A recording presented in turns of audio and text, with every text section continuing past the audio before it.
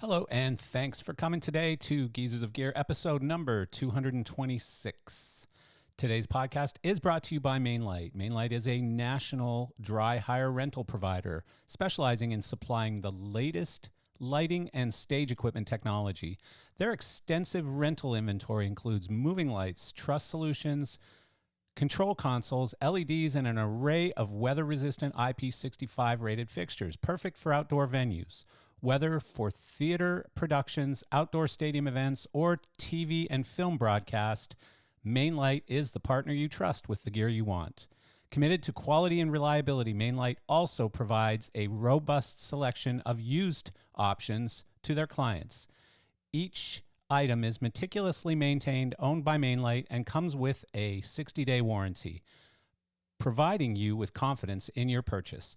Strategically located across the U.S., their 4 locations include Tri-State in Teterboro, East in Wilmington, Delaware, South in Nashville, and West in Las Vegas.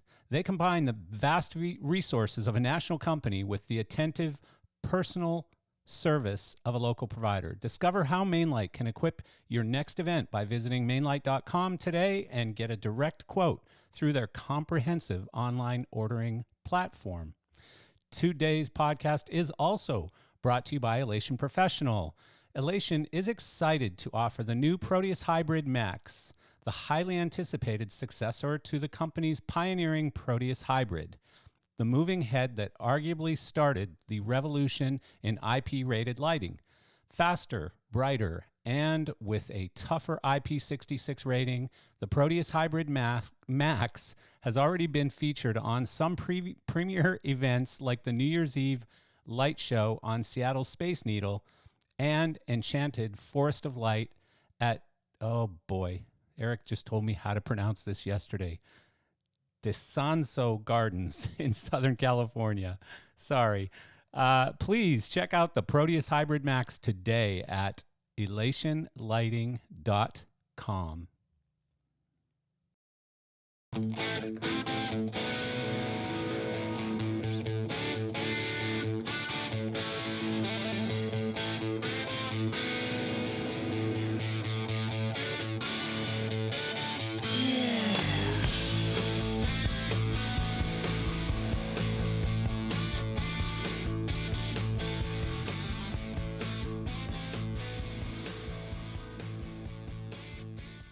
So I always like to come on here and do an intro that's all kinds of ingenious, brilliant things to say, which usually I don't say anything very ingenious or brilliant, but I got nothing today.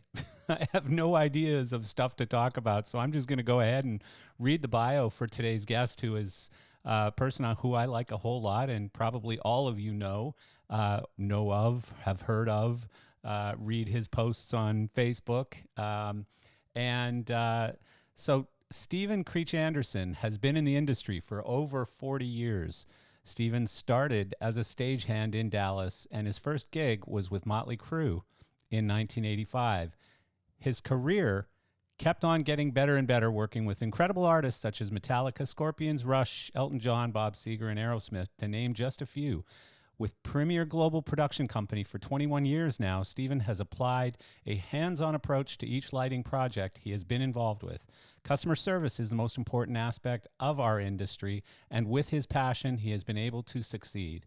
When he's not under the lights and visiting clients, Creech can be found in the ocean, following his other passion, scuba diving, and also photography, photographing sharks and other marine life in particular. I've had the pleasure to have Stephen on the show back in October of 2019, so I am absolutely looking forward to today's chat. So, yeah, I've got 2 now. 2 grandkids. Yeah, so when I got remarried, I married a woman who had 4 kids already, and one of them was old. The oldest one has two kids, so, and they're just 2 and 4, so they call me Grandpa Creech. Oh, I love that. I've been calling you that for years. Yeah. By the way, we're recording now. That's cool. We're recording. It's a party. Even Sarah's on. Geez, Sarah's never on the No, recording. I gotta tell you, Marcel, I lucked out when I got remarried. I met the right woman. Uh-oh.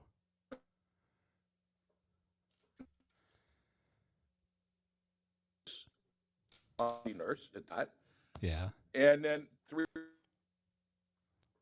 Hang on a sec. We got an internet other problem. kids, kick-ass kids, and Okay, now we're really recording. We had a test. We had a test recording. Actually, this happens. Like this is the challenge of having a remote podcast.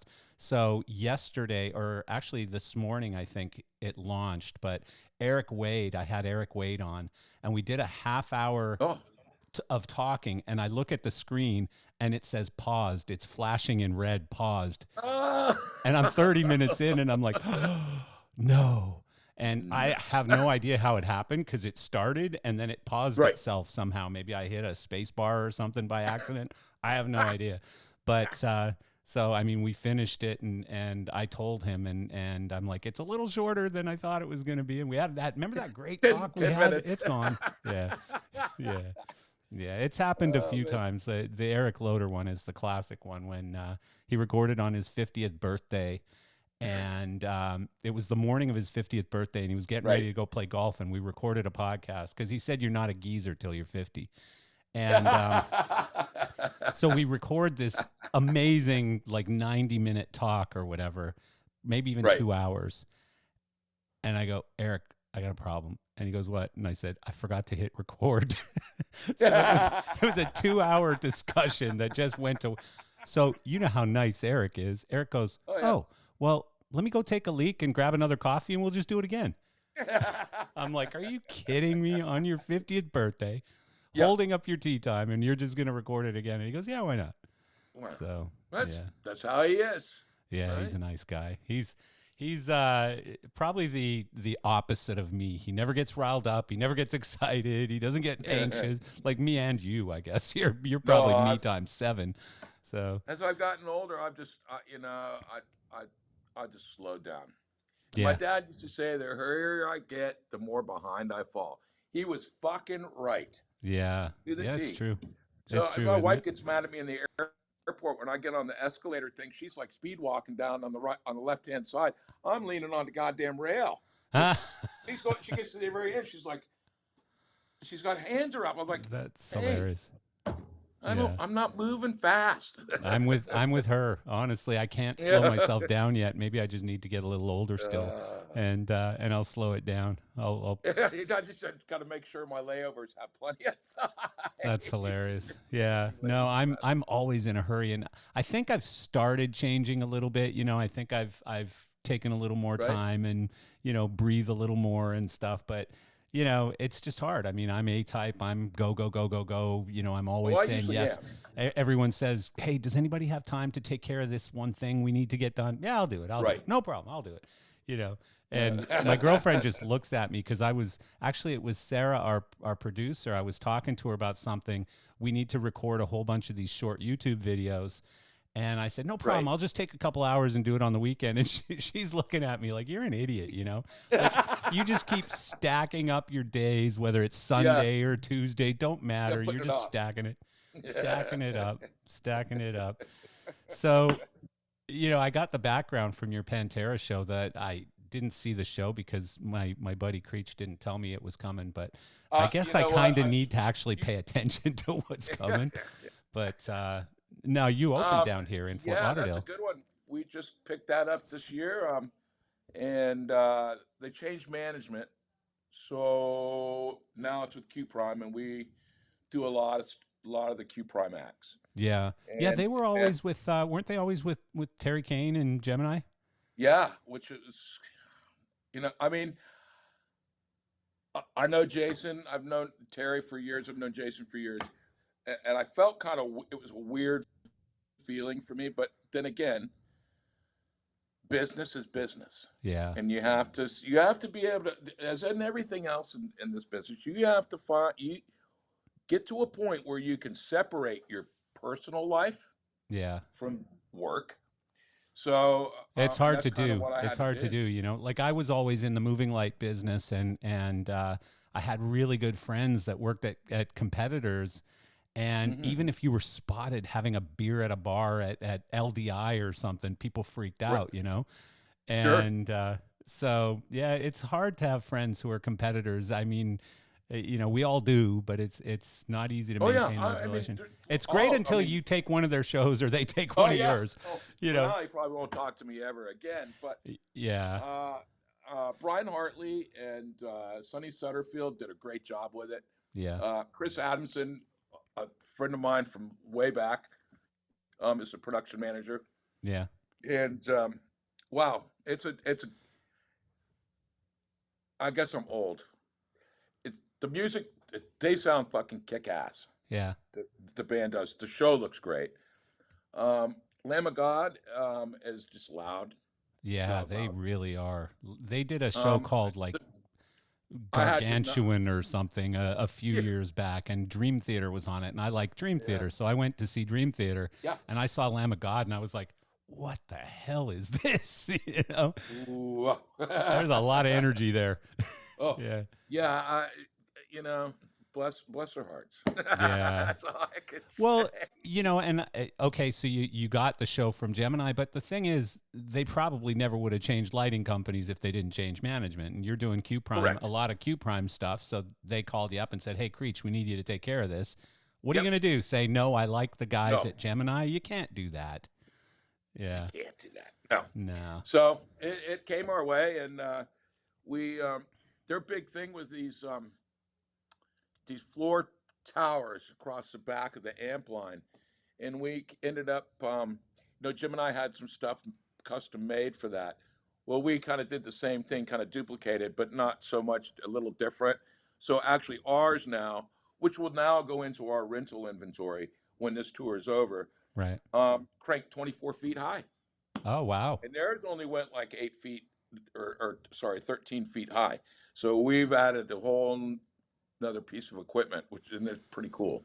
Well, God So, knows, as the way this industry's been going, Pantera could be doing stadiums next year, and you could use them again. oh, You know? yeah.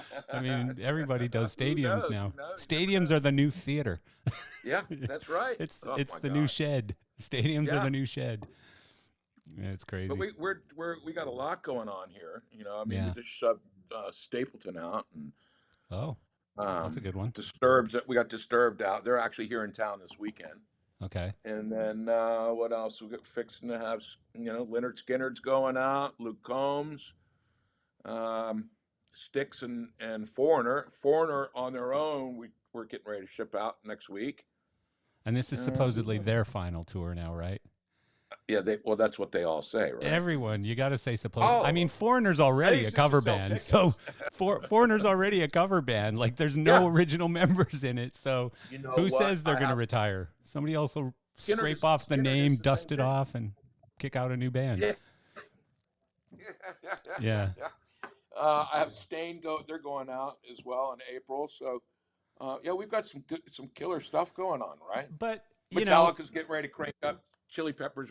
yeah, Chili Peppers, I think, just rolled out the other day. So yeah.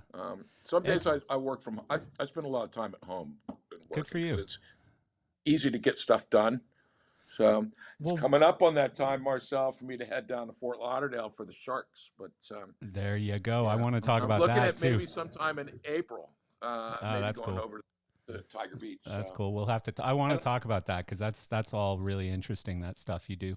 But going back to the so, am I wrong, or as the touring season moved earlier? Because like I remember when not much happened in yeah, January, February, and spring stuff started going out in March or April. But now all of a right. sudden, like everything's going out in January or February. Well, It's weird. I know that the Pantera thing was their makeup shows that were booked Okay. by the old management, so they had to go out and do those. Yeah. Disturbed, I'm not sure. I'm Yeah. not really sure, but I know that Pantera from here goes down to Australia. So, Yeah. and then they start back up with Metallica. Huh. So, yeah, maybe. I mean, Yeah. country stuff always does. Usually Yeah. starts kicking in around January, February. Like we have Lee Bryce out and Riley Green. Those of those guys usually start about now. Yeah. Right. But the other stuff, yeah, it's Yeah. I don't know. I No, it's think great. everybody saw they made a lot of money. A lot of people made a lot of money last year, Yeah. Yeah. and I Well, think there's still the heat is on. and yeah, it seems to keep growing, and I keep referencing. I don't know if you've seen it or not, but Rapino from Live Nation put out an article um, about the fact that he said artists, a lot of these artists now have 10 or 15 or 20 million followers on social media, and Yeah. he said everyone's wondering if there's still growth in our industry. He said my job is easy. All I have to do is sell tickets to like 5% of their followers. Yeah. You know, There's so many. which is true. I mean, because there's so True. damn many of them. So if you only have to sell tickets to 5% of their rabid followers on social media, Yeah. that's pretty damn easy On work. fire. Yeah. Yeah. So Well, I never a looked at it perfect like that, example, but Jelly Roll. yeah, He has got a huge following on YouTube yeah, and all over social media, for that matter. yeah. And along with his wife. His wife has her own meet and greet at the Get shows. out of here. I swear, it is. I mean, it is. They're a great camp. Yeah. Um, That just and they have that's a so good time wild out though. there. That's Oh. wild. Well, wasn't Morgan Yeah. Wallen like that too? Like, wasn't he an online? Got famous online first, Morgan and then Wallen. There's a few of them that have, that are yeah, that same way. So I don't know. I mean, I always say that this telephone, this cell phone right here, yeah, is the root of all evil. All of our problems came on yeah, when they yeah. came up with this crazy thing. But you Yeah, gotta have it. I know a Right? lot of ex-husbands who wish that there was no such thing as a cell phone. How many people do you know who got caught, either on Facebook or on something on their texting or something, Exactly. the damn, before cell phones, it was like, just make sure you had no notes in your pockets, Right. when you walk back in the house, like no phone numbers sketched on a napkin or something. Right. Yeah, But whose card is this? yeah, exactly. Cell phones changed it all. We were doomed right from the beginning with cell phones. Yeah. That's for sure. Yeah. I But was talking with some guys the other day, and we were talking about how in the old days, you get back on the bus at night or get on the bus in the morning, and you talk about all the chicks you banged and all that stuff, and all crazy shit. yeah. Now they get on the bus and they talk about, yeah, I got to go get a knee replacement, or Yeah. I got a bad hip, or Which that guy, you remember that guy? Oh yeah, he died. yeah, which vitamins you're taking with your warm milk at night, That's bus convo during Yeah, I know. It's funny, isn't it? 2024. Things have changed a wee bit. Well, the funny thing, like I was talking to someone about this the other day on one of our podcasts, that, honestly, people like you and Wiseman and Robert Roth and, Kirbishley and like Nick Jackson, the real originals Yeah. of sort of the account execs in this industry and stuff, they don't make you guys anymore. So where's that going to come from? Like where are all the cool people going to come from? Because I don't see a lot I of think them we need coming to up do right now. mentoring. Yeah. Yeah. I see a lot of the new. It's crazy, but I see a lot of the new kids coming up. Yeah. Instead of talking to us and hearing what we have and what we've done and where we've been and where we think we're going, they're telling us how to do it. Yeah. And that's something, I don't know if they've been taught that at Belmont or wherever they're going, music schools. Yeah. But you ain't got it until you've done it all. Yeah. And unfortunately, that's not the way that we're rolling.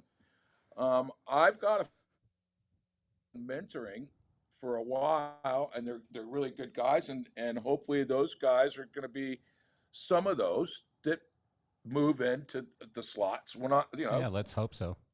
I'm not let's hope going so. anywhere for a while. I can No. tell you that right now. Well, and Roth just restarted his career now with Yeah. Four Wall. He's I was got like, dude, fucking 12 lives. yeah, you're turning I love it, 70 this year. What the hell are you doing starting out again? And he goes, Yeah. oh, man, I ain't stopping.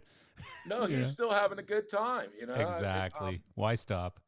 We Yeah. figured out a way to, I still have a good time, and there's nothing better than working on a project from the get-go and till you get to see the end product Yeah. right there, the final product.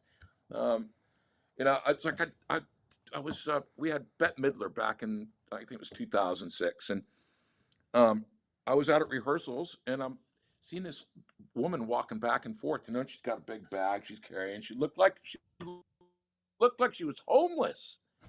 And everybody's going, that's Bette Midler. I go, what? No way. So I tried to stay away from the rehearsal, stay out of the way, right? And wasn't really paying attention. So I ended up going to the opening night Yeah. in Chicago at the what's the name of the United Center, I guess is what it is. Yeah. Yeah. And she came. So her shows kick ass. Peter Morse fucking smoked it. Right? I mean, great show. She comes around the outside of a proscenium curtain on a carousel horse. I mean, all dolled up with a fucking sailor hat on. It was awesome. Yeah. But I was like, holy fuck, that's the bag lady. That's hilarious. That is hilarious. That's the bag lady. Oh my God. That's Everybody's so like, funny. what? That's so funny. That's like I was on this is not at all related, but I'll tell you anyways. I was on a flight with my son when he was, I don't know, 5 years old or something, right? Right. We got upgraded to first class. We were probably going up to the house in Canada or something. And so we're sitting in what he called the big seats. Dad, are we in the big seats today? And so the plane is loading, and this large African-American woman is walking on the plane, if that's correct way to say it. Sorry. Yeah. But she's walking on the plane. Spade's a spade. And Jeremy, my son, starts going, Dad, Dad, Dad. And I'm like, oh God, what's he gonna say? Dad, Dad, Dad. And I go, what, Jeremy? And he goes, that's the lady from the pancake syrup.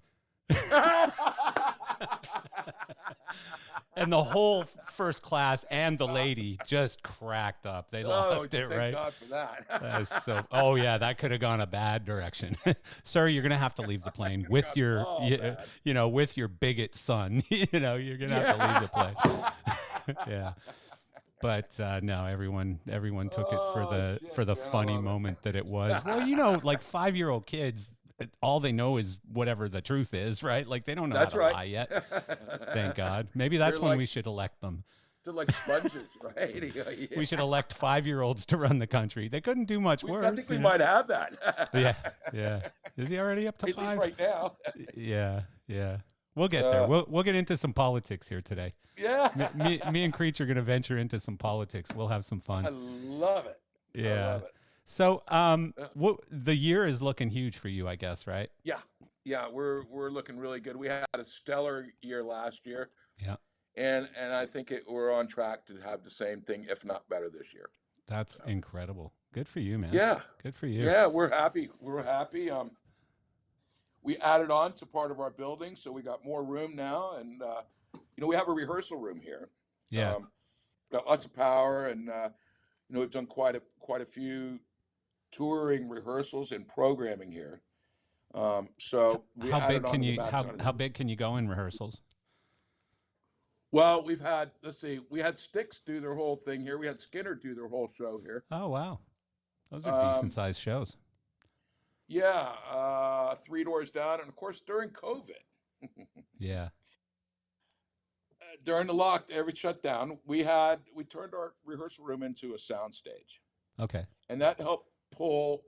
One, it did a couple things. It gave a few guys a job, so that they had work, and they had money coming in, that had families, and it just kept the wheels rolling, kept us all in tune. But we turned it into a sound station, like we had the iHeart Music Festival here. Okay. Yeah. So they came in and filmed. We put a TV truck on the dock. Had an in-house big lighting system. We had all the inventory was in. Right. Yeah. Nothing out. Um, and then we joined up with a video company, and we joined up with Sound Image, I think is who it was in here, and it was awesome. We did quite a bit there, so Yeah. it was good. That's cool. I mean, one of the things about our industry is we're an innovative industry, and it was cool Right. to see some of the the so-called pivots that companies did, or basically just ways to stay alive during during Yeah, that friggin' disaster of it's COVID. crazy. Yeah. Yeah, I hope that never happens again. I hate to I even mean, talk about it because I'm so entirely sick of it. I hated it while it oh was yeah. happening. You and I Uh, obviously are relatively politically aligned, so we didn't like the way a lot of it hmm went down. Well, So yeah, when that was going on, Troy said to some of us that I mean, I'm working on year 24 here. yeah, Uh, he said, just stay in touch with everybody. I got us covered for the year. Don't worry. Just keep rolling. Keep your contacts. Stay in touch with everybody. I mean, I talked to, God bless him, Steve Viduris. I probably talked to Steve Viduris from Leonard Skinner every day, and we'd talk about everything from politics to just shooting the shit, and a little bit of business in there. But that's what we did. I mean, that was the yeah. only way we. So when we came back, we came back in. We were somewhat on fire. We had a lot of ground to make up and a lot of Mm. money to retrieve. Yeah, And yeah, I mean, it was tough. We had yeah. 11 tours come back at the same time. Jesus, man. Not small tours either, big ones. Well, and plus, Troy also had the what's it called, Country Festival Thunder market. or whatever. Oh yeah. So yeah, That gone. Like our barricade division is the one that really. I mean, they were wherever there was a riot going on. We had the White House surrounded. We had the Capitol building. I mean, Kenosha, yeah. Seattle, or Portland. We had barricade up there all across there. Oh, that's interesting. That's an Yeah, interesting that's a whole pivot. nother one. A lot of Yeah. people don't know a lot about, and I try not to go into too much of it, but No. that helped us out during that time. Yeah. Well, I mean, upstaging made freaking plastic face Yes. shields. You know what I mean? Yeah, Like, they sent them here. I think they came in with the iHeart thing. yeah. I That, actually have one. another pivot that I loved was I think it's a Nashville company, Froggy's Fog. Yes. Yeah. Yeah. So they just They're some down in genius. Columbia. Okay, some genius there just said, hey, 90% of the ingredients in that sanitizing stuff to wash your hands is in fog fluid.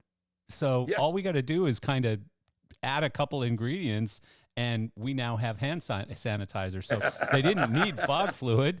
Yeah. So they just went and converted their manufacturing to Yeah. hand sanitizer and just were kicking it out by the gallons. I think I still have 9/10 Yeah. of a gallon because I panicked at the beginning when everybody said you can't get hand sanitizer, and I yeah. went, oh yes I can. So I bought like Oh, yeah, I 2 gallons of that shit, and I think I still have I think I have some at home, 1.95 too. gallons. Yeah, I never used it. I don't like it. I don't. I've never really Not a used it. weird smell to it.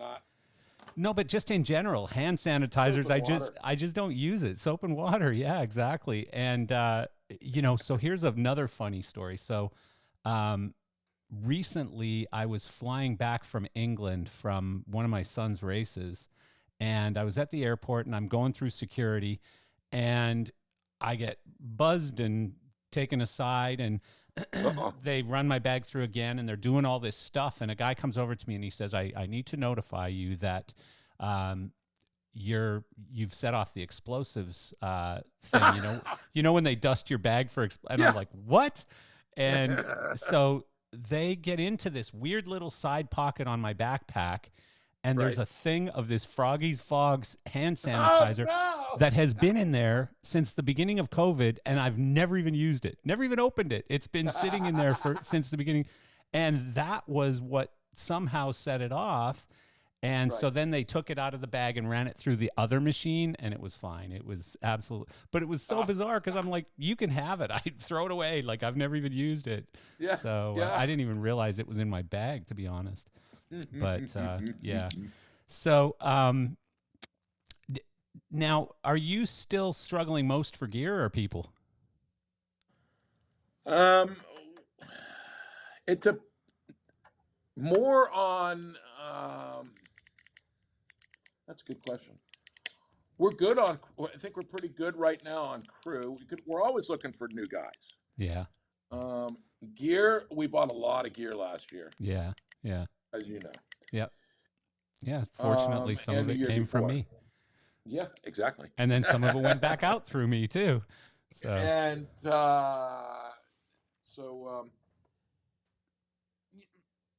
not really on gear. I think we're pretty set right now. There's those few things. I mean, I'm looking for an odd thing now, but and I'm not having a lot of luck. And we'll talk about. Shoot me a text or something. Yeah, you got it. yeah. We got some odd stuff. Yeah. Oh yeah. Getty and I were looking at Gear Source the other day. So yeah, I mean, it's what's crazy right now is video stuff. Like, we used to struggle to get laser video projectors and screens, good screens. We have so many LED screens now and so many amazing projectors. It's crazy. Wow. Like, and I have no idea, like, these are coming in organically, listings that people are just going, I need to sell my projectors. Boom, they're putting them online. And we're like, is this because the technology in the video world is I have no idea. Advancing so quickly?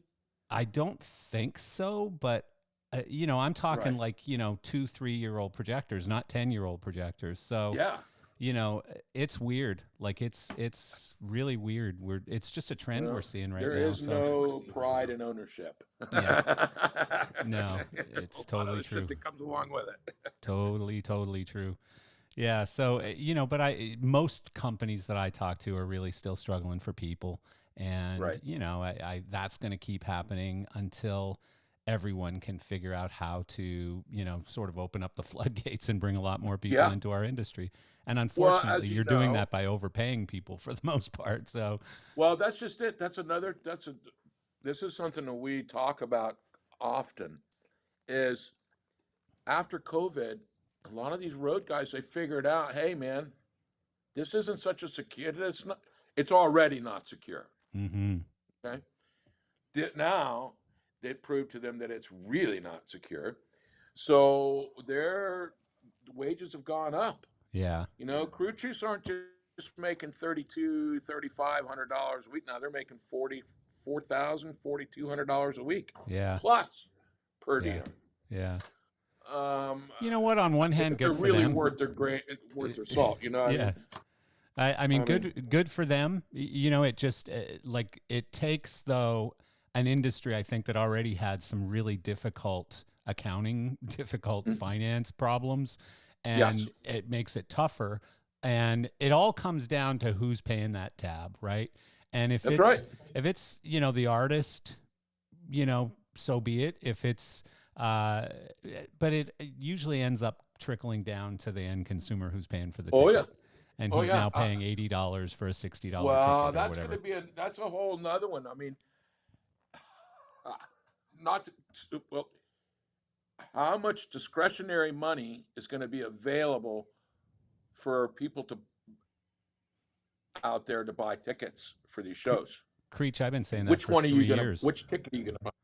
I've been saying that for 3 years, and it just keeps going up, and they keep selling. I don't get it. It's just like, go try buying a brand new Porsche. Not that I do that, but Porsche. I'd love to have a new. No, but the GT3 RS. I mean, it's already like a $400,000 car or whatever. Yeah. They're selling for $250 over sticker. God almighty. And one of my buddies is a sales manager at a Porsche dealership, and he's like, and I could sell 20 of them tomorrow if I could get them. He's like, every allocation we get, $250 over sticker. He said used ones are going for $180 over sticker right now. Wow. Yeah. Yeah, man. I'll tell you what. It's an insane market right now. There's so much liquid cash floating around. You know, there's Where's just it coming from? I ain't got it. I mean, I got yeah, money in the. I'm sitting good, yeah. but where is? I mean, You and I need to big run time for. We need discretionary to run money. for Senate so we can go in and pick up a Yeah. $175,000 job Get and some of that money make funneling make back from the 150 Ukraine. million. Make 150 million. No, it's the knowledge that they get for stocks. It's the insider trading stuff that, Yeah. and it's this isn't a left versus right thing because they both do it. No, Republicans they both do it. and Democrats are both doing it. They go, you know, somebody says, hey, you know, there's a problem with this mineral or whatever. There's going to be a shortage right. and we need to go fight a war in Yemen or something to get more of it. And so somebody goes, oh, there's a shortage on this mineral. I'm going to go invest in that mineral, right? Yep. It's that blatant. It's that blatant. You Oh know, yeah, or, right in front of us. We are totally every day getting ripped off by the United States government. yeah, it's I mean, it's gotten to a point where, you know, like I have friends in and from Ukraine. I have coders that work for me that are in the Ukraine. Doesn't mean Yeah. I want to support the government. You know, it doesn't mean, you know, No. you guys have a voting problem. You've got a corrupt guy running your country. That's your problem. That ain't my problem. You know, I'm sorry. But You know, God created the weathermen to make the politicians look honest. So yeah, they can change their mind occasionally, right? yeah. Yeah, no, it's. I mean, now that we've sort of touched on it a little bit, I guess we'll venture in. We'll dive into the water, the deep end. But I mean, we're in for a crazy year, you know, and I think so. It's and gonna it's be fun. Put your seatbelt on. fun, yes and no. Like you and I remember really well how ugly it got, you know, especially on social media. And you know, there was a point in the last election where I literally shut off Facebook for a couple of months because I couldn't take. I remember that. I mean, it was toxic, Yeah. and I just couldn't take it. Like people who are friends of mine were saying, if you vote for this person, defriend me now. I never want to speak to you again. Yeah. I'm like, holy shit! Like, That's so. when poxy. did this happen? I couldn't give a shit who you vote for. Like, do I think you're dumb sometimes for the decisions you're making? Sure, but I don't care. I'll still go have drinks with you. I'm not going to defriend anyone because of who they vote for. Couldn't care less. No. But I don't think that sometimes these people are thinking straight. They don't realize. Listen, the media has done a really good job in curving people a different direction from what's really going on. They hide a lot of stuff, and I don't think that everybody. Not that I don't. Fox is not the answer either. no, Because they're all full of shit. I hate to say it, but I get most of my news from Twitter now. I really do, because I don't trust anything. I don't trust anything. At least on Twitter, I can create a like an algorithm for myself that's got a mix of left and right and truth, and I know which people are lying. It's pretty easy to tell, and I get rid of the bots as fast as I can. And you know, generally, I get my news headlines in a half hour of Twitter first thing in the morning, and that covers me for the day. You know, I'm good. I rarely watch Fox anymore. I like Just the News. That guy's pretty square. He's a good reporter. He's no bullshit. Yeah. But yeah, they're all of them. You know, I don't think that everybody's getting a straight answer. And listen, you think letting 16 million people into our country that are illegal, you have no idea where they're coming. You think that that's okay? Yeah. What are you thinking? Well, you know what? You listened to Rogan, I think you told me. So, you know, I've always liked Rogan, especially through COVID and all that stuff, not because he was common sense, but because he wasn't hard left and he wasn't hard right. He's actually more left than anything, right? That's kind of me. Like we talked about. I mean, yeah. Well, yeah, you and I are similar. I mean, you know, we want systems in place and government in place to take care of, you know, roads and some things like that. But do I think, you know, Google or you know, Tesla or somebody could do a better job with healthcare than the government is? Probably.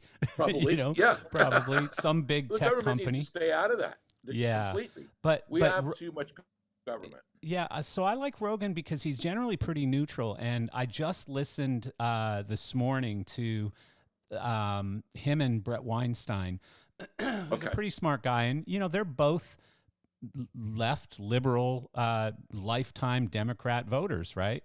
Sure. And Brett Weinstein was saying that to my friends who are Democrats, you cannot vote for the Democratic Party this year. And he said, I hope that there's an opportunity for RFK because he thinks that RFK is a great answer, which I do too. You know, I'm a Republican technically, but I would vote for RFK. I think the guy's brilliant. Sure. Yeah. Sure. And but the thing is, he said no matter who you vote for, you cannot vote for the Democratic Party this year, which basically is a vote for Trump at that point, right? And and it's just because of all of this stuff that they're doing in daylight, you know, like they're just doing some really, really corrupt, crazy stuff. The border included, right in front of us. The border included, you know, the border. This is really bad. This border thing. It's really bad. Like this has gone beyond the humanitarian side of things where it's like these people, they're just trying to escape these terrible places. That ain't the agenda. That ain't going on right now. That ain't the agenda. No. I mean, really bad people are coming in. I'm sure some good ones are sort of strewn in there too, but some really bad people. This is to do another thing that nobody is thinking about right now. But you bring all those people into these separate, or all the different counties, all the different cities, all the different states. It changes the amount of delegates.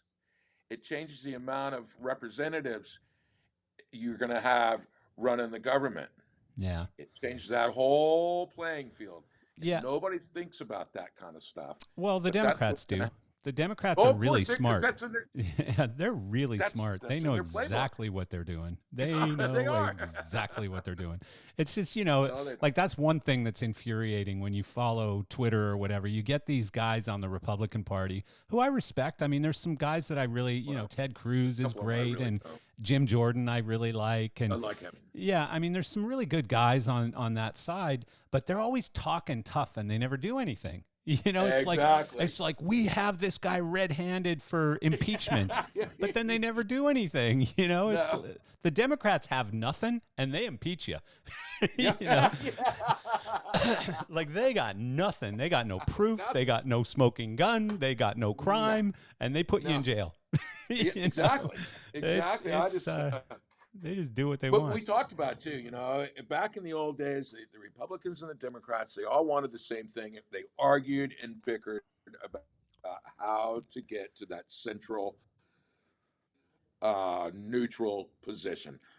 And that's not happening anymore. Yeah, it's so extreme now. Now what they're doing is they're making, It's all so extreme now. It's so extreme. Totally. That's exactly it. And they're making enemies out of our friends, become enemies because of what they're doing, and it's fucking wrong. Yeah. Anyway, that's the part that I really disliked during the whole COVID thing was friends, people who I really respected in our industry.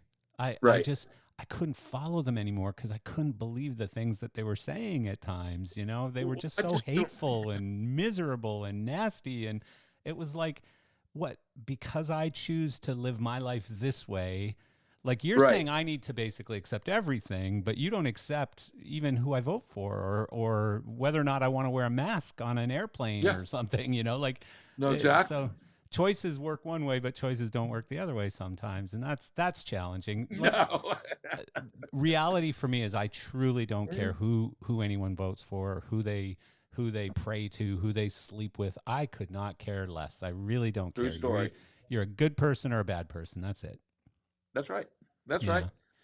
We all want to be good people. So, I mean, everybody's just got to figure it out. I mean, maybe if Trump gets in there, he'll tone it down. He'll, you know. Nah. He's got too big of an ego, but all of them have an ego. Well, he's also got an agenda to clean some shit up now too. Like he got screwed pretty good. Like imagine what this guy went through, what he goes through on a daily basis. Yeah. He was painted to be this super super bad guy, and now everything that they've thrown at him just seems to.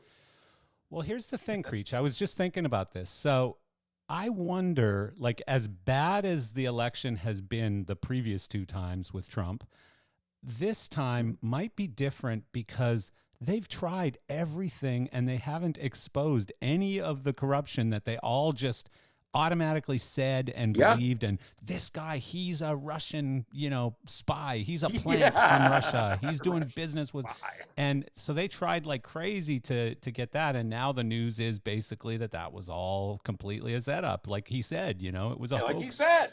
Yeah. When he said, I remember I said to my wife, "Did you just hear what Trump said about when he talked about being wiretapped or recorded?" Yeah.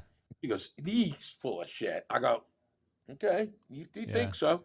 Sure enough, Yeah. he was No, right. Everything that guy says. So I think that is this on point. year the election cycle might be a little more peaceful for all of us because Trump is not what they made him out to be. Is he a dickhead and nasty and a horrible man sometimes? Yes, absolutely. I don't love the guy. Yeah. Absolutely not. Right. But the other thing is the Democrats, it's so blatant, the bad things that they've done at this point, that I don't think anyone can fully support that and say, No. But Biden's great. We need to vote for greatness. You can't say that. Yeah. You just can't say that. Exactly. I'm sorry. You can't say that. Yeah. Yeah, you're just making yourself look dumb if you say that. That's just like me saying, but Trump is a really good guy, so you should vote for him. Yeah. No, that's not why you would vote for him either. So, yeah, Well, I hope we all get along this year. I know, this is the most politics I've spoken publicly in our industry probably since all of this began. I just don't do it. I avoid it like crazy. Well, to all my friends that are watching this and listening to this, you can't tell me that when your wife, in my household, I do the grocery shopping. Because my wife's on her feet all day long. Like some days she sees 50 patients in a span of 4 hours. Okay. So I try to do what I can. I do all the cooking. I do all the grocery shopping. Wow. And come move in with me. I'll take your Creech. You're not as good looking as my wife. It's 2024. It's 2024. We can get married. It's Florida, You do all the cooking and grocery shopping and you make a good living. Jesus Christ, I could finally retire. Yeah. Yeah. But I feel it when I go to the grocery store. So at first I thought, okay, this is the inflation hitting us. But now I think they got us fucking paying the high dollar, and now the grocery stores are jumping in on the bandwagon. Everybody. Too. I'm like, that's so true. You guys ought to wear it. I told the girl the other day, you ought to wear a mask. She said, why should I be wearing a mask? Because you're fucking robbing me. So Tucker put out like a 1-minute video, I think yesterday or this morning or something. I saw it this morning. But he is in a grocery store in Moscow, and he was there with his staff, and they were buying the groceries for the week that they were going to be there, right? Right. And he said, in our heads, we thought, okay, it's going to be about $450 or $400 or something. And they get to the cashier and they pay, and they did the conversion, and it was like $120. And he said it was then that I realized how badly we're being fleeced. We are being fleeced in America. And he said I became radicalized when I was standing there at the cashier in this Russian supermarket buying the exact same products that I would buy at home for 4 times as much money. And totally fucked up. Here I am in this place that's supposedly corrupt and terrible and horrible and violent. And then he takes a video also in the subway. And it's beautiful. There's art and there's all this beautiful old architecture, and it's clean as can be. Is that interview out yet? It's out. Oh, the Putin interview? Yeah. That came out last week. Oh, yeah. I don't. Yeah, I try not to pay it's got attention like to a whole lot of that. 200 million views. Wow. I'll shoot you the There's a link. reason I take lisinopril in the morning. Yeah, it's got 200 million views. But no, this one of the video of the subway, I was like, wow. Like, I've seen and those pictures. and but I mean, people are all nice and happy and well dressed, and they're Mm-hmm. nobody's fighting. No, there's no homeless people laying down in the gutters or anything. I mean, it's really quite alarming, and I don't know. Like Wow. I'm in LA next week, and I'm kind of dreading it because I haven't been there in a while since before there were tents and people shitting on sidewalks and stuff. Nice. I'm not looking forward to seeing all No, that stuff. I no. used to love I've LA. been, I've avoided it. Yeah, I've managed to. I mean, my time's coming. I feel it, but yeah. yeah, I have no I got to go desire. I'm there for a board meeting next week. I have no choice. Yeah. I got to be there. So just for a couple days, and I'll go out and see some friends or something too. But Right. yeah, I used Yeah. to really love going to LA, and honestly, yesterday I was trying to think when was the last time I was there, and it's been years.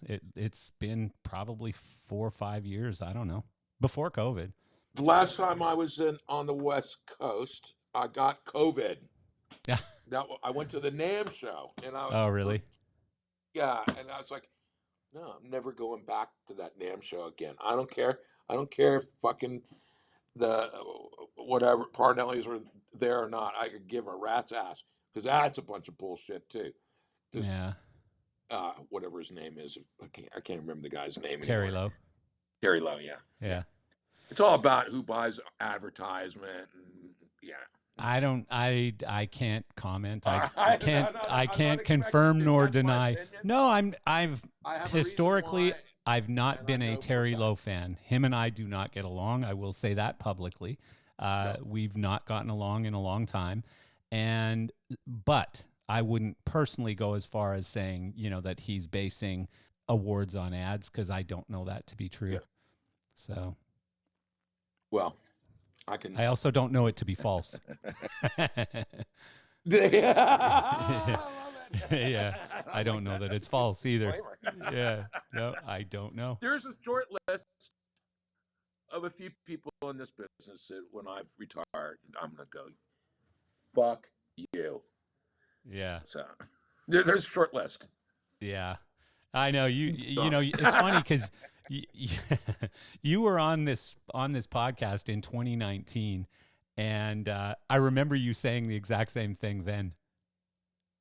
You said there's I try to behave, but there's a short list that I keep, and one day I'm gonna retire and I'm gonna call everyone on that list and tell them what I think. Yeah. Well, Troy, I ain't retiring anytime soon because Troy told me he's a Creechy. He calls me Creechy. Yeah. He says you ain't going anywhere until either I die or you die. So I might be stuck here, and I enjoy it's a race. I'm taken well care of. Yeah, you're in a race. Yeah, no, you should be taken well care of. You're one of that handful of guys that I was talking about earlier. There are not so many of you guys, and I'm sure somebody will come up to replace all of you at some point because the industry will go on, of course, and it has to. But Sure. yeah, I mean, Just bring big shoes and big feet. yeah. That's what it's going to take.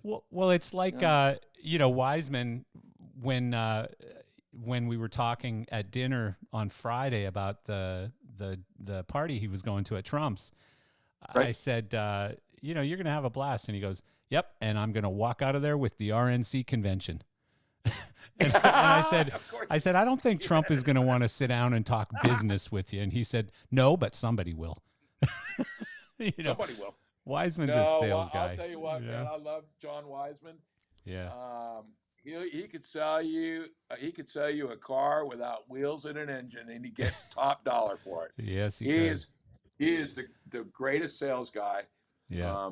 He's always been really good, and he's always funny been too. He's always been a tough competitor, though. Like, because him and I have always been really good friends, but when we were both at High End Systems together, and I left, and I took a tour that was ours, at High End, but it was my person. It was my my deal, my designer, my everything, right?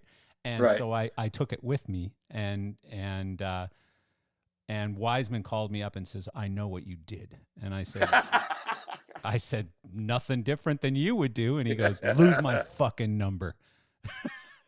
And so I said, okay, you want to be like that, John? Okay. And I don't know, probably a couple months later, he called me and he was like, "Hey, what are you up to?" Like nothing ever happened.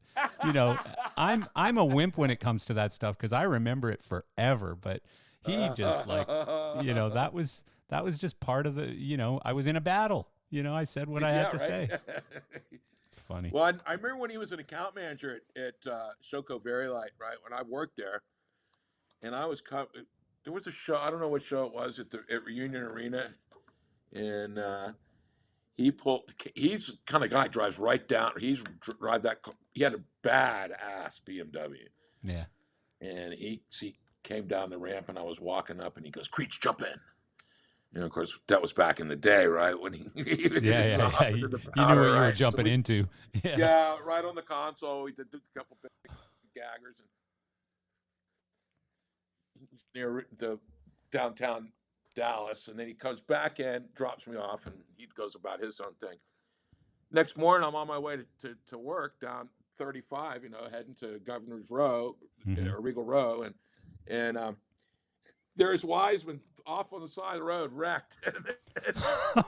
That BMW. No way. Oh my God, that's crazy. Oh God. He had a brand new one right away. That is insane. I'm sure he talked his way right into the new one. Oh my God. That guy, man. He's got some stories. Good times. He's got some stories. He's definitely got some stories. Oh yeah. Yeah. I remember he was doing a show in Miami with I don't remember what it was, but I don't remember what the whole event was, but it was like Shania Twain and the Backstreet Boys and Elton John. It was kind of a weird mix of artists, but he called me and said, "I'm doing this show. You got to come down and hang out." And I said, "Yeah, sure." And it was at Bayfront Park in Miami, and there's a dock right there. Oh boy. And he goes, "Why don't you bring your boat down and dock it?" And I said, "Yeah, I'll do that." And I said, "Maybe we can go do some diving." And he goes, "Yeah, I can't do that." And I said, "Why not?" And he said, "Because when I was still doing blow and stuff, I got really high and loaned out my dive equipment, and I can't remember who I lent it to." Oh my God. So. Never would I do something like that. No. Yeah, it's funny. Oh. Yeah. Yeah, we talked about it a whole bunch at dinner and stuff, because I don't think even his wife had heard some of these stories, and she was having a blast. She was loving it. She was like, "Oh boy." I bet she knew that. Her mouth was open the whole time. Well, and my girlfriend, she's British and was very properly raised and stuff, and she doesn't curse. All right. She doesn't drink. She doesn't. wow. She's never touched drugs or tobacco or anything. Right? How long you been with her? 6 years, I think. Oh wow. And go then. no, it's weird. We're like definitely the Beauty and the Beast in more ways than one, I think.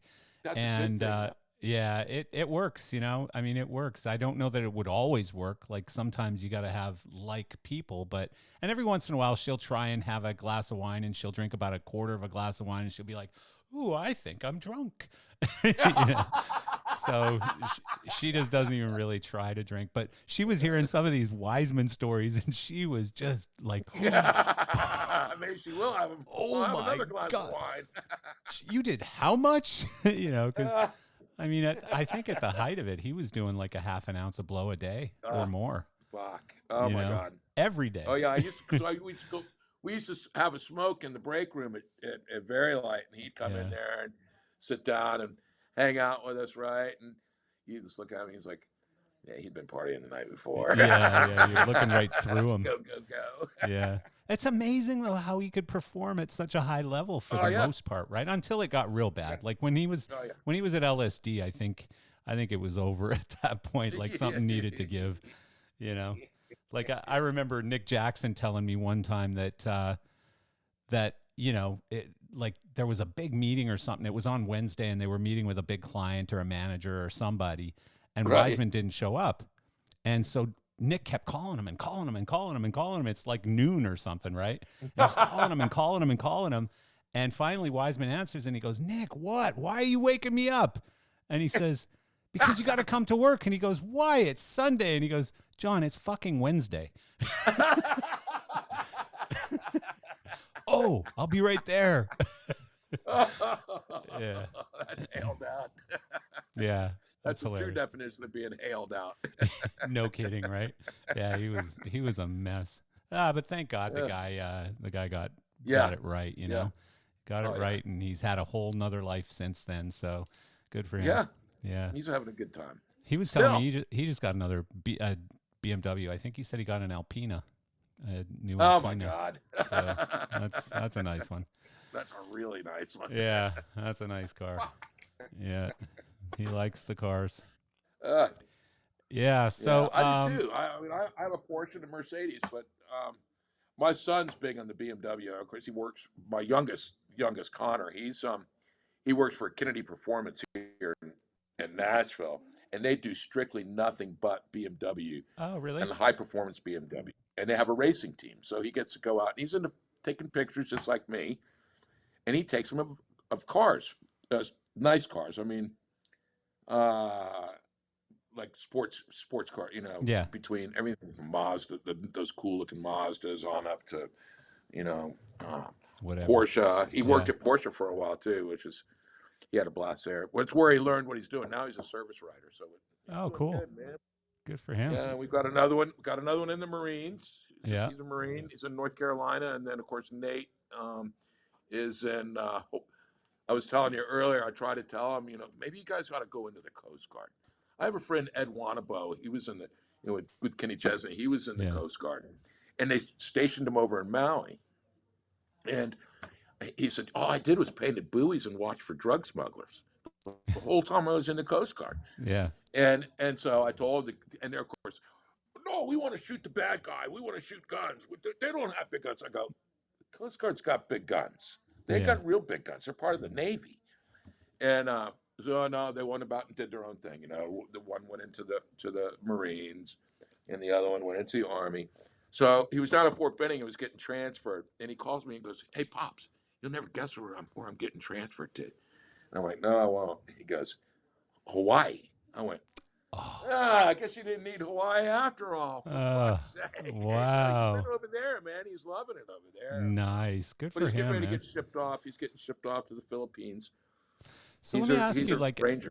I've always wondered, because my son's just a goofball race car driver. He would never have the balls to join the military. But as a parent of kids in the military, does it make you feel even more angry towards some of the decisions that get made in government, to go and fight in places that you couldn't care less about, for example? Well, number one, you're proud. You're always, regardless of what they're doing, even if they're fuck ups, you got to be proud of your kids. They're part of you. Yeah. I would hope that the United States government would fund the military to provide all of them, not just our kids, but all of them, the proper equipment, the technology, and all of that, provide enough money for the military to provide our kids with that safety. That's a safety net right there. Yeah. It's good, like Cole, probably when he gets out of the Marines, which is going to be soon enough. I don't think he'll stay in there. He'll go and do the GI Bill. So there are those cool things for that. But and then of course you worry about them. I can tell you that in the Marines. So Connor was home one day, and Cole was home on Liberty. I think it was during Thanksgiving. So I said, Cole, tell Connor about your day. That they get up at 4:30 in the morning and they run to breakfast. Jesus. And he eats like this to protecting his food, because they can come and take it away from you at any time. and they'll come in sometimes while you're eating, go outside in the pit, right outside the door, and fight so-and-so. Just fight them. So then he gets That's back. nutty. So after he's done eating breakfast, he runs back to the barracks. He's got about 30, 40 minutes to himself. Then they pack up the rucksacks with, he's a mortar guy. So he's in the infantry. So they pack his rucksack with mortars, and the kid rucks 10 miles. Wow. 10 miles. And they dig a hole, set up their mortars, shoot them off, cover the hole back up, and ruck back. By that time, Jesus. it's almost dinner time. Yeah. It's like, there's your fucking day. Yeah. So I said to Connor, Connor, next time you think you're having a bad day, think about him. Yeah. Think about what he's doing. That's crazy. But then you got Nate on the other side. He's stationed over in Hawaii, and every picture I see, I'll take that back. A lot of the pictures I see are of him enjoying the waterfalls.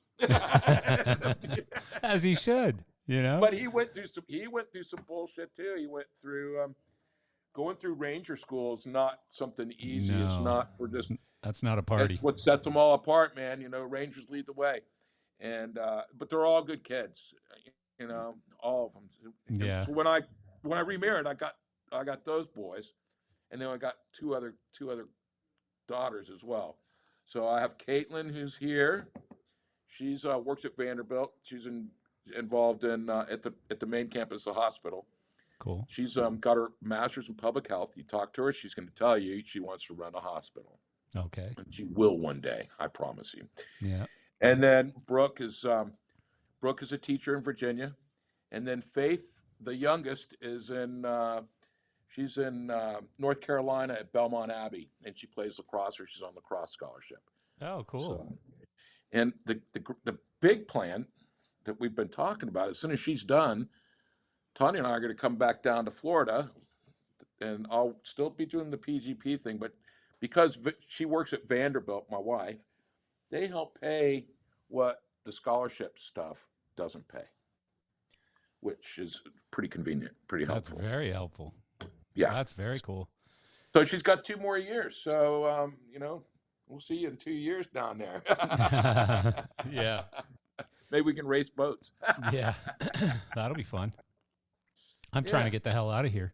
You know, I spend half a year up in Canada now at my place in the mountains, and I really like it there. Like, it's just, you know, I guess it's age because like it's it a more slower than Florida? pace. I mean, I grew Not up in the down winter. there in Florida. Not in the winter. No. In the winter, I like Florida a whole lot. Yeah, You know, it's a people thing. Like, you know, the people in Florida are more and more from New York now because, like, since COVID, it's been really just New Yorkers are coming in as fast as they can get here. And which is nothing wrong. I love New Yorkers, but it's just a faster pace of life. You've got to be a little more on guard. You've got to pay a lot more attention. Like up in Canada, you could leave your door unlocked for days and never anything going to happen. Like my friend's beautiful there. My friend's got a beautiful Mercedes, and he leaves his keys in it in the driveway. Never takes his keys, and everyone in town knows that his keys are in the car. You know? And he's never had a problem, you know. So it's a small town attitude. Sometimes it's frustrating because like you're in line at the grocery store and the lady in front of you is like, "Oh, Betsy, how are you doing? How are the kids? What about the grandkids?" And I got like 3 items, and I'm just like, "Come on, lady, I just want to pay. Get the hell out of here. Betsy's fine. Go." You know. Yeah. Well, I mean, it's even funny. Like when I'm driving up there, I have to force myself to not be a dick, you know, because like here, if you're going to change lanes, you just change lanes. You don't signal. If you signal, they close the gap instantly. You know, you're never going to get in if you signal. So you just got to shoot into an opening when you get a shot. Right. So in Canada, if you signal, everyone just backs up and makes an opening for you. It's just entirely the opposite. Entirely opposite, right? And like my girlfriend, every time I go to walk across a street in Canada, she grabs me and she's like, "Wait," you know, because she's from England, and England is even worse than here, where as far as like in England, pedestrians don't have any right of way. You know, cars will run over you. Cars will run over you. Absolutely. Wait till the guy's legs open up. Yeah. And, but like in Canada, if you even are getting near a corner, everyone stops to get ready Right. in preparation of you wanting to cross the Is street. your place in Canada up like a ski area? Is that, Banff? Banff? yeah, Yeah. that's where you are? Yeah. Oh, it's beautiful there. It Oh is nice. my God. Yeah, it's Yeah, nice. really nice. It's really nice. I mean, Nice. I bought it 20 years ago, I built it 20 years ago. So, Okay. I probably couldn't afford to buy it today. No, right. It's gone up so much. Like, It has down where you are too. I mean, yeah, it's my insane. parents are probably rolling in their grave over what the property and the house that we had in South Miami Yeah. was when they sold it to now. Yeah. Yeah. South Miami in general is just going nuts right now because the tech business in Miami is just booming. So you've Is got all that these where the dough? Is that where a lot of the dough's coming from? Is the tech business? in Miami. In up where I am, I'm in Wellington in Palm Beach, and it's Right. more just regular people moving in from New York. They sell a condo in New York for like 2.5 million, like a Right. 1,400-foot condo for $2.5–3 million, and they come down here and they buy a 4,000 square foot place on the intercoastal, and still have money left over, and they're like, Is hey, to it's have money great left over? here. That's right. Yeah, Well, and that's happening here. they don't pay sales tax, No, or I'm no. sorry, Well, that's income happening tax. here in Nashville. These people from California are moving here, and they're like, "Wow, we got a lot of extra money," and Yeah. but the home prices are, they're, I mean, I've got quite a bit of equity now in our home, Yeah. but yeah, It gets tempting though, right? Like when, just well, where are you using, gonna go? well, that's the problem, like somebody comes and says, I'll Yeah, pay you 3 times what you paid for your house. yeah, Great. okay, Then what do I do? You know, yeah, sleep in my like then car. I'm in the market now for a house that I can't afford, right? Can't So it's afford. That's crazy. right. Yeah. It's nuts. I mean, So I went through divorce around the same time my girlfriend did, and she had a small rental house in South Florida. right. And because we were going to start spending half the year up in Canada, we had a conversation. We were like, hey, we could go try and buy something bigger right now and move in together. I was renting a Right. place at the time, and she said, no, I got this place. It's paid for. It's right there in Wellington.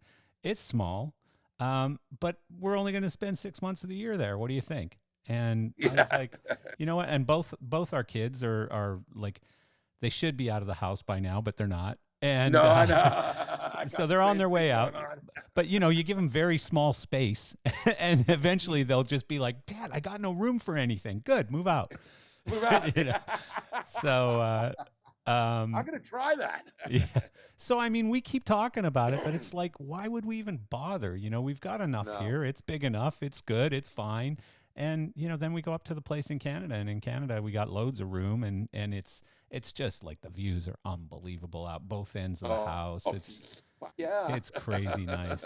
It's I'm crazy. just not I'm not into the snow. I'm not a fan of being cold. Yeah. If I'm sitting by the fireplace, it's great to look at. Yeah. But the But ocean eventually is, you got to get outside and go to the grocery store or whatever, right? yeah, right. Yeah, You and, gotta and do then it's that. like, holy shit. Now, I would rather be sweating and having to go to the grocery store. Yeah, I'm That's with what you. I would I do. get it. I completely understand. For me, again, it's people and lifestyle and stuff like that I'm more attracted to. Plus, my family's up there. So whenever we're Sure. in Canada, I'm constantly doing things with friends that I haven't really been that connected to in 25, Right. 30 years and with my family. So I don't know. It's nostalgic. It's fun. I like it. So Well, the my the dot family down in Florida swims around the water, and they got teeth and they got tails. I was gonna say, so I want to talk about this because I've always been a fan of your photography, and some of those pictures where you can count the cavities in their teeth and stuff, right? Like you can see what they had for lunch based on the stuff that's in their teeth, and you're getting really Oh, right, close to right. these sharks and taking some unbelievable pictures and stuff. And I have a lot of fun doing it. what got you into that though? Like where'd that passion come from? Was it Well, accidental or? I started scuba diving in 1975. My dad said, "Hey, as soon as you turn, uh, I think it was 13 or whatever, we're going, we're gonna go, and we're going to get certified.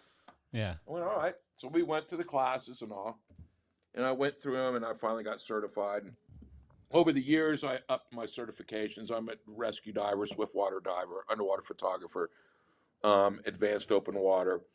But so I did all that stuff, and I was on a trip over in the Bahamas, and just so the Bahamas is, if you want to see sharks, that's the place to go. Yeah.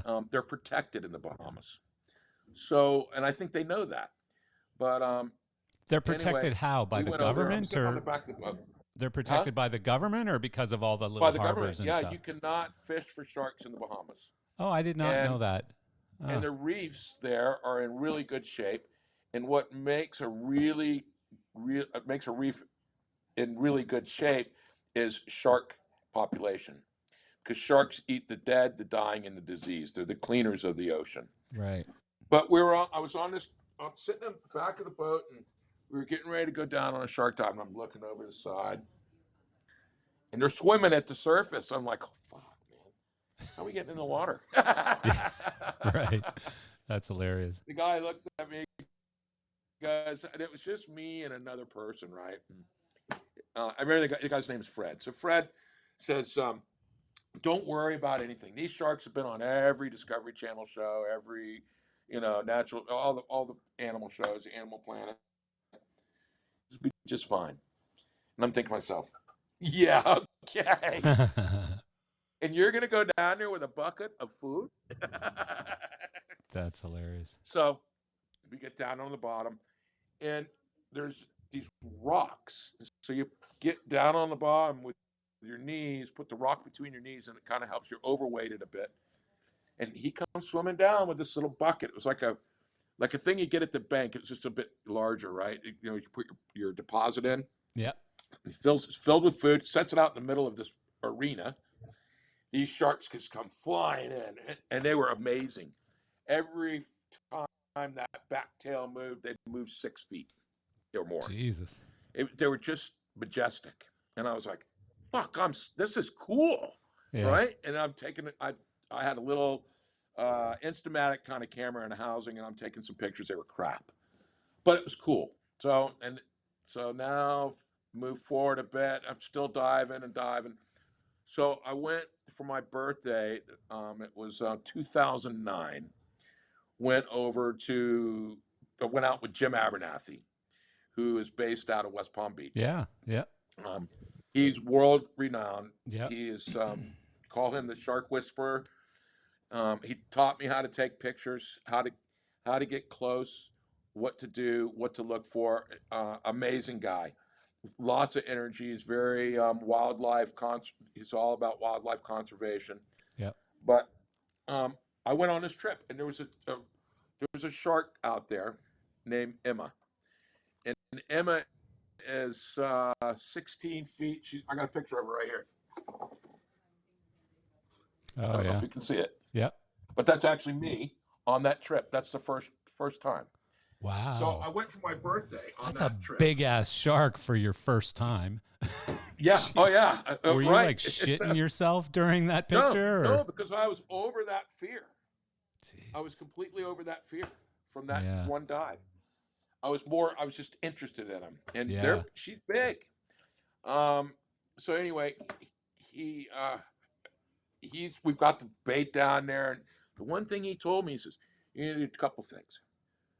You're gonna always pay attention to what's going on. Your head's on a spindle, always. Those big tiger sharks, there's not just one of them in the water. Yeah. There's 5 or 6 of them at the same time. The one you're focusing on, just the one in front of you, who might be off a ways, there might be another one coming from behind you. So for a long time, I put a bicycle mirror on my camera gear, because now I can shoot the big, huge thing. It's like, Yeah. So I put a mirror on her so I could see behind me what was going on, because they do come in. They're very sneaky. So I did that. That was the first trip that I did, and that was the first time I was around these big tiger sharks. And he said, also, you want to get an award-winning picture. The key to that is get as close as you can. I'm thinking, okay, all right. They come right up. I mean, I got a picture of one right on my mask. Yeah. Yeah, but so that's what got me in. That was the final bit. So now I've been to Tiger Beach now probably, I guess, 16 times. In Jeez. fact, I was there last June, and we had 5 at one time, and they were all big, big sharks. And they're just cool. And then there's all the other shit that's going on around behind. Yeah. You got lemon sharks swimming around. You got reef sharks swimming around. You got an occasional bull shark. Right now it's hammerhead season over in the Bahamas. Yeah. They come into inshore, so there's hammerheads. You got all that going on. So it's my badass. very first night dive that I did ever was in Key West. And, I wasn't into it as much as you're into it. Like I had my own boats, and I would anchor to a buoy out off Fort Lauderdale Beach or something. Right. And just go down to a reef. And every once in a while I'd find a wreck, go out to a wreck or something. But I didn't do it a lot. I did it. I don't know. I did quite a bit of diving, but I never got to where I was like, oh, I got to go to, the Galapagos or something. Like I never got like that. Right. I just never really got the bug. But anyways, I was in Key West, and I don't remember who I was with, one of my friends or something, and he wanted to do a night dive. I was like, okay, cool, I'll do it. And so we book a night dive with an operator, I think. Or did we do it on our own? I can't remember. Anyways, it was just him and I, though, so it had to be just on our own, or maybe it was a chartered boat that we did. Anyways, we go out, and the moon is so bright that night. So you could see it was almost like daylight under the water, right? And we're probably in 18 or 20 feet of water, and it's just a sand bottom. And all of a sudden, we're swimming along, looking for something, a reef, anything, right? And we're swimming along, and all of a sudden it goes really dark. Oh. And I was like, that's weird. And then, I'm kind of nudging him, and I'm like, what's going on? And he's like, I don't know. And, didn't think nothing of it. But then you're starting to see it's dark, but it's kind of moving. And I'm like, what the hell? So I just rolled over and looked up, and there were like, I don't know how many, 50, 60 hammerheads. I mean, it was just an insane number of hammerhead sharks above us, right?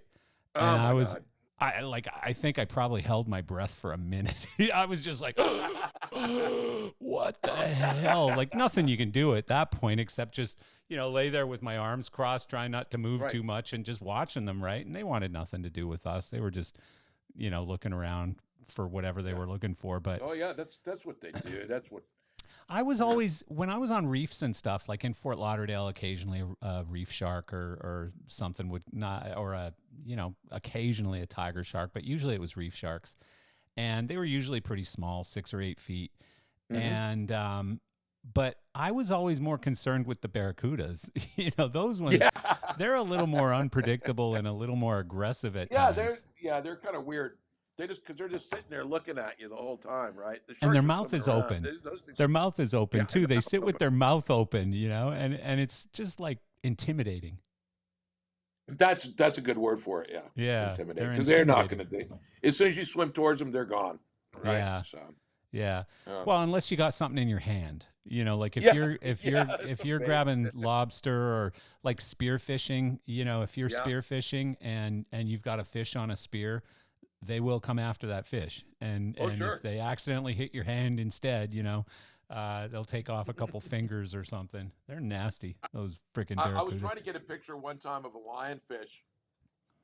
And the guy that was with, one of the guys that was with me, he had a gig with him, and he was going to get this lionfish. And I go, stop. I want to get a picture of him. So I'm I'm like, I rapid fire when I shoot, right? Yeah. Because every time they're always moving especially with sharks. Well, the shot might be the 112th one you take. That's the shot, right? So rapid fire. My hard drive. So I've got thousands and thousands. Oh, I can only imagine. Yeah. Over 100,000. Yeah. But, and I do a lot of weeding out. But as soon as I got the picture, he gigged that fucking lionfish, and then the next thing you know, there's reef sharks all over. Oh yeah. We won't do that again.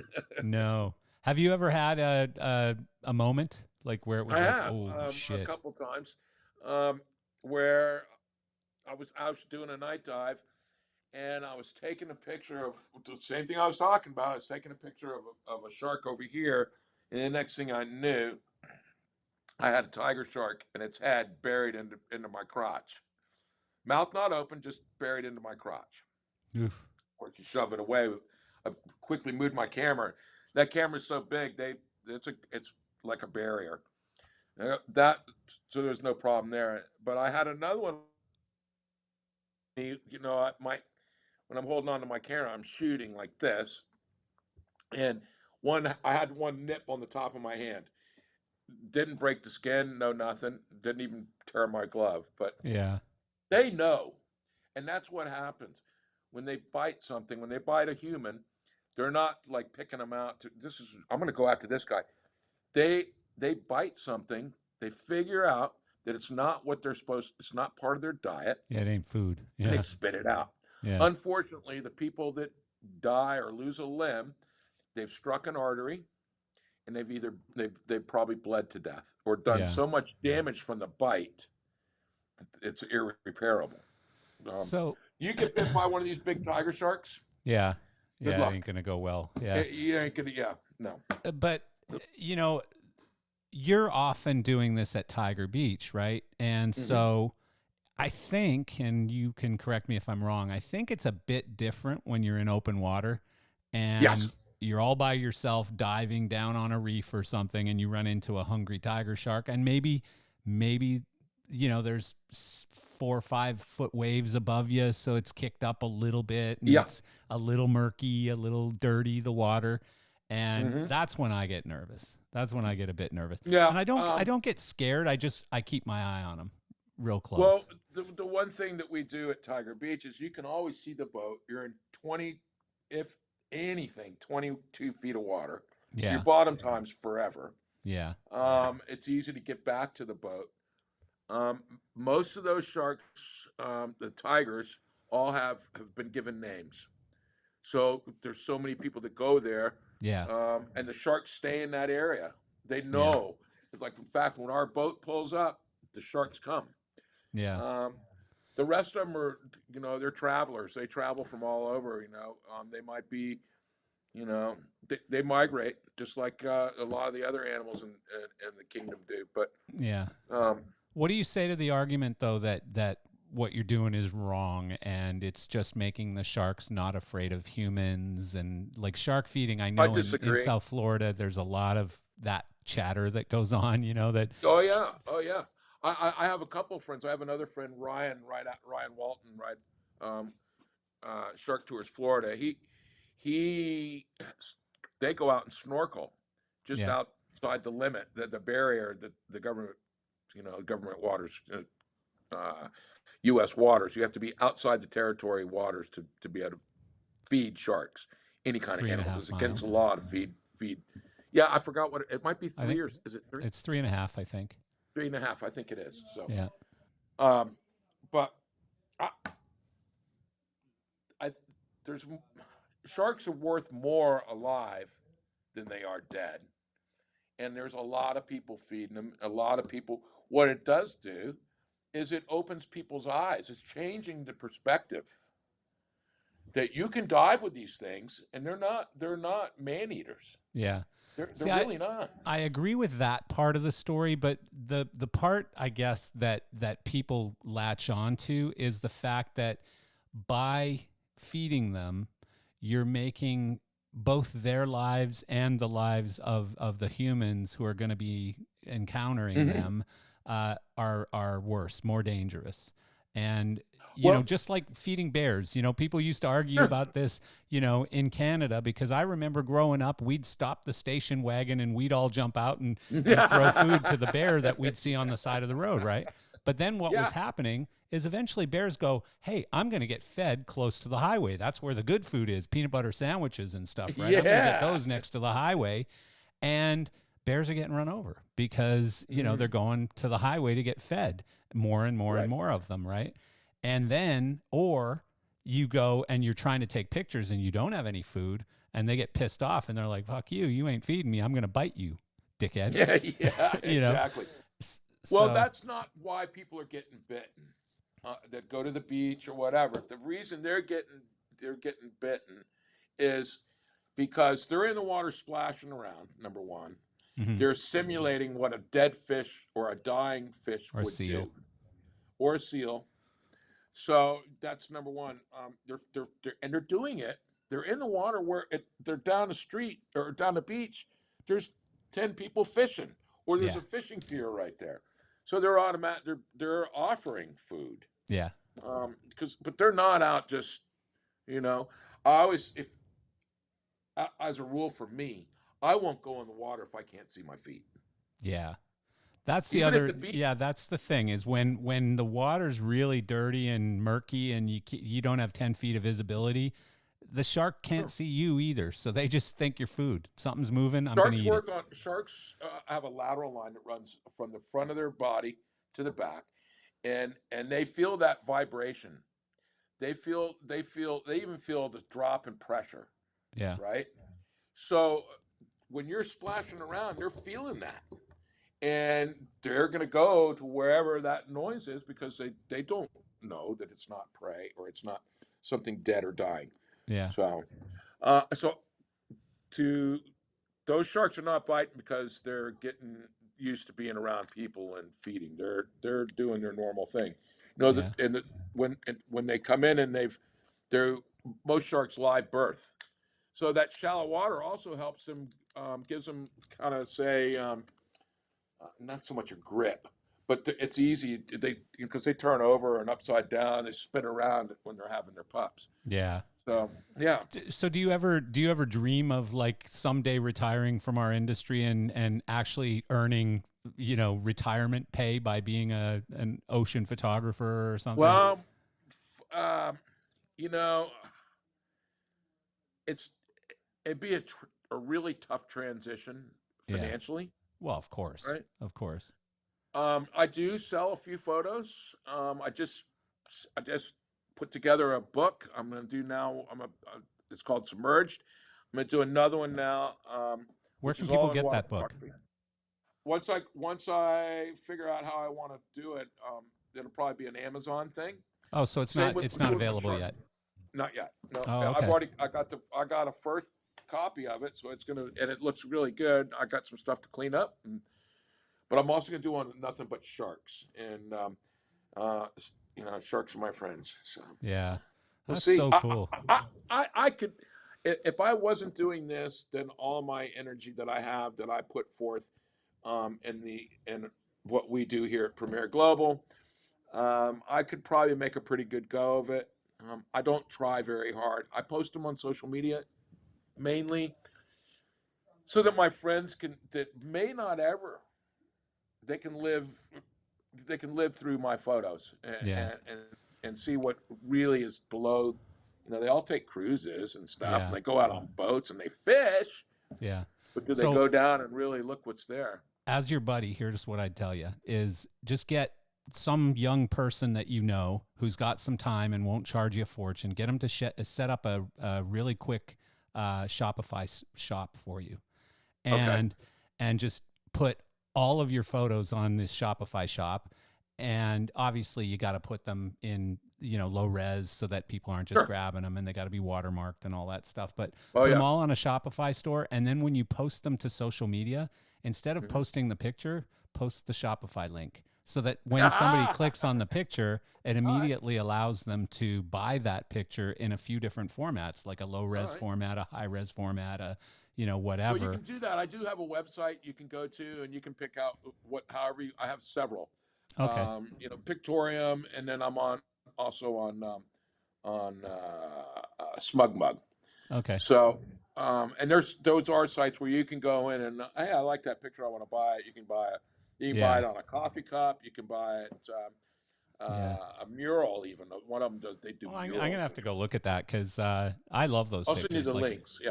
every time you post a shark picture, I stop and open it and look at it, and I'm blown away every time. Like, you've definitely done a really good job with that, and I can tell you're getting better too as time goes on. And so braver.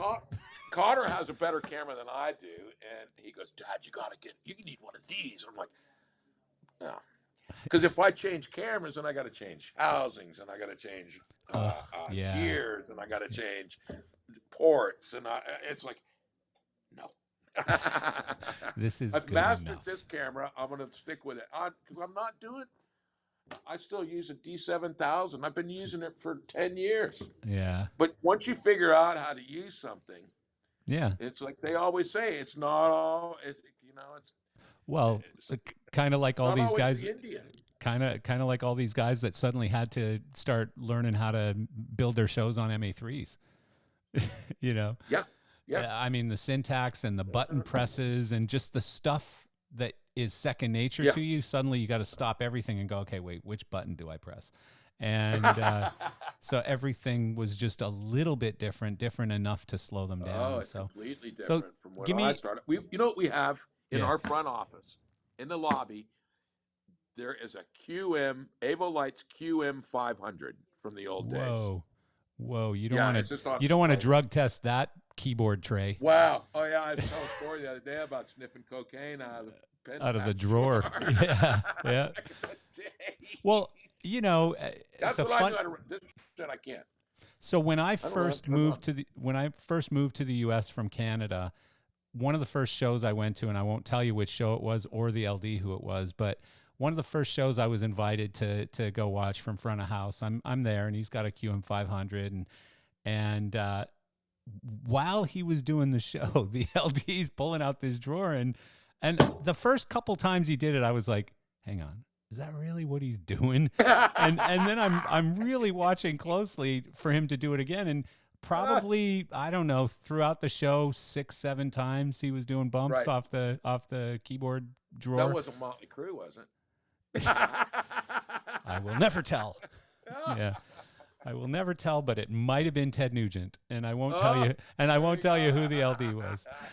But yeah, it was pretty wild. Again, I was just some dumb, naive Canadian, and I'm seeing this going, what is going on? He's doing drugs right in front of freaking 20,000 people.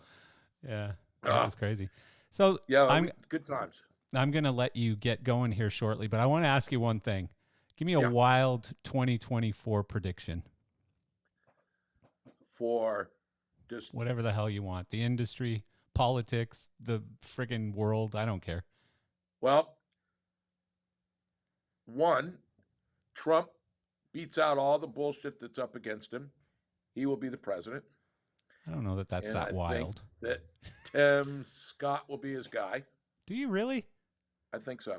Huh. We might have to make a small wager.